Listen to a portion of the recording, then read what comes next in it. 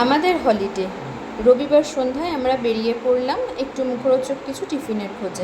কারণ রবিবার ছিল ইন্ডিয়া পাকিস্তানের T20 ফাইনাল খেলা। শ্বশুরমশাই জামাইকে ডেকে নিলেন একসাথে খেলা দেখবে তাই।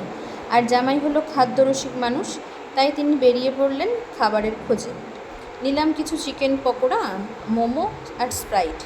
আসলে খেলাপ্রেমিক মানুষেরা খাবার খাবেন আর একটা ম্যাচ উপভোগ করবেন। আসলে আমার বর অনেক ছোট বয়সে তার বাবাকে হারায়, তো তাই বাবা হারানোর যন্ত্রণাটা প্রতি মুহূর্তে পায়। তাই আমার বাবার কোনো কথাই সে ফেলতে পারে না। যাই হোক, এদিকে খেলা শুরুতেই বৃষ্টি, তারপরে যা বাজে খেললো টিম ইন্ডিয়া যে শ্বশুর জামাইয়ের মুখ চুন করে বসে থাকলো। তারপর পাকিস্তানের ব্যাটিং শুরু হলো। তখনও দুজনে চুপচাপ। ছেলে একদিকে গাড়ি নিয়ে খেলছিল আর আমি ওদের সাথে খেলাটা দেখছিলাম। কী কারণে যেন বাইরে গেছিলাম। ওমা, তারপর আমার ঘরে ঢুকতে দিল না। সে কি, আমি খেলা দেখবো, ঘরে ঢুকবো না, কিছুতেই না, দরজা খুললো না। আমিও বাইরে রাগ করে দাঁড়িয়ে থাকলাম।